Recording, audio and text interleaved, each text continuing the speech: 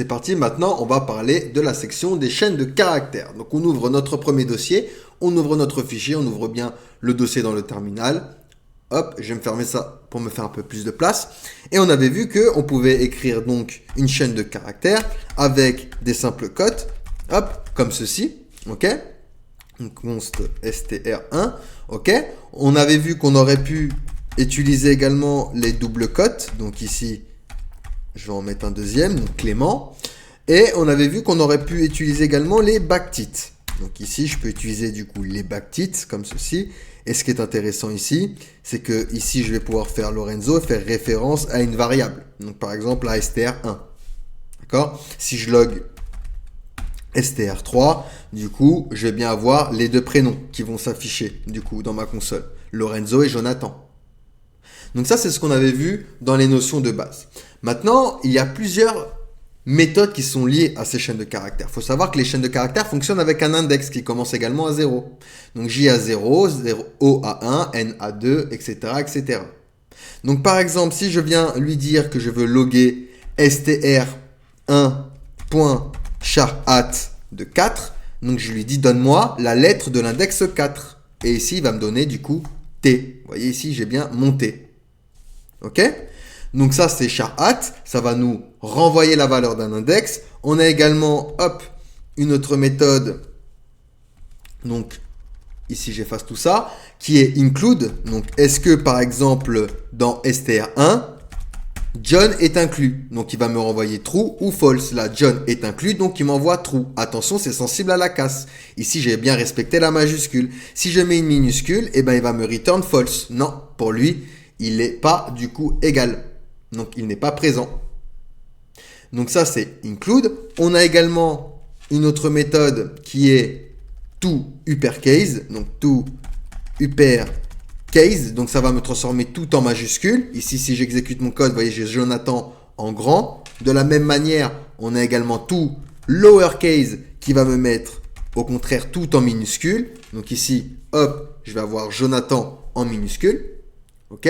Donc, to lowercase en minuscule, to uppercase, ça transforme en majuscule. Et c'est très intéressant de travailler avec ces méthodes, notamment lorsque vous travaillez avec des formulaires pour vérifier les données. Donc, on a également une autre méthode, la méthode hop, tac, tac, qui est la méthode index of. Donc, index of, par exemple, temps. Donc, ici, je lui demande, hop, donne-moi l'index de départ d'une valeur. Quand commence temps? Il commence à partir de l'index 4. Ensuite, on a également la méthode slice. Attention à ne pas confondre avec les tableaux. Il n'y a pas de méthode splice avec nos chaînes de caractères. Ici, il va prendre deux index, par exemple. Retourne-moi une chaîne de caractères à partir de l'index 0 à l'index 4. Et ici, je vais avoir Jonah. Ensuite, on a une méthode également très utilisée qui est la méthode split. Donc ici, split. Et ici, par exemple, je vais pouvoir diviser en une chaîne de caractères, en un tableau de caractères. Donc ici, vous voyez, j'ai un tableau avec chaque caractère. J-O-N-A-T-H-A-N. Et je peux venir faire un point join pour les rejoindre et reformer un nouveau mot. Alors, join, pardon, santé. D'accord? Là, il utilise la virgule, mais si je mets un espace, il utilise le diviseur espace. Donc ici, tac, je vais bien avoir Jonathan. Et je peux mettre n'importe quel diviseur que je veux. Et il va utiliser ce diviseur pour séparer mes chaînes de caractères. D'accord? Ensuite, on a également la méthode concat. Donc, admettons, je veux concaténer Jonathan et Clément. Donc, je peux venir ici faire const conc est égal à str1.concat. Et tu vas concaténer avec str2.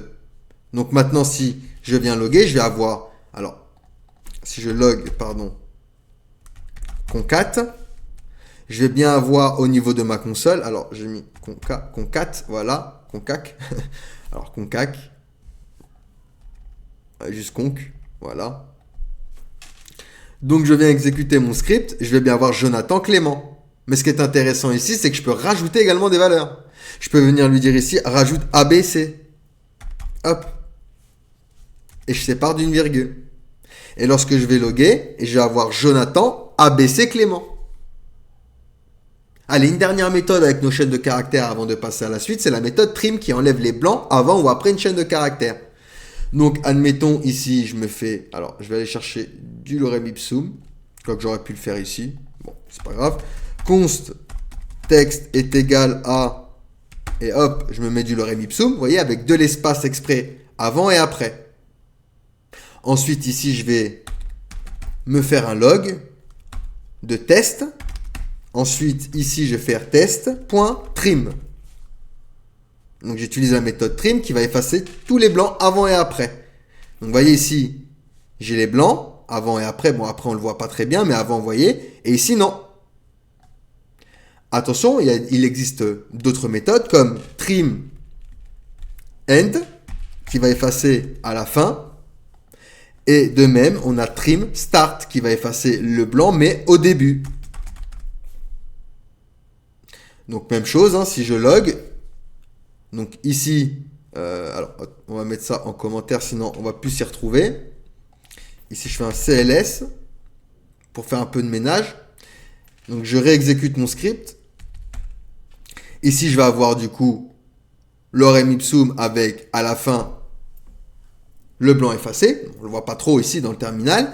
Mais ici, trim start, vous voyez, on a effacé seulement au début et on a laissé à la fin. Comme pour trim n, on a laissé au début, mais on a supprimé à la fin. Donc voilà la méthode trim, très utilisée avec les formulaires lorsque vous traitez des données de formulaire. Donc voilà pour les méthodes qui sont liées aux chaînes de caractères. C'est des méthodes très sympas à utiliser. On va en utiliser durant nos projets. Hein, et vous allez voir que ça va venir tout seul. Hein. Il ne suffit pas de les apprendre par cœur. Vous inquiétez pas, à force de les utiliser, ça va rentrer tout seul dans les doigts. Il y en a qu'on utilise beaucoup plus que d'autres. D'accord ? Il y en a qu'on utilise très rarement. Il y en a qu'on utilise beaucoup plus souvent, comme slice, comme index off, split et join qu'on utilise très souvent. D'ailleurs, on va faire pas mal d'exercices dessus. Allez, on va pouvoir passer du coup à la suite. N'hésitez pas à me poser des questions si vous en avez.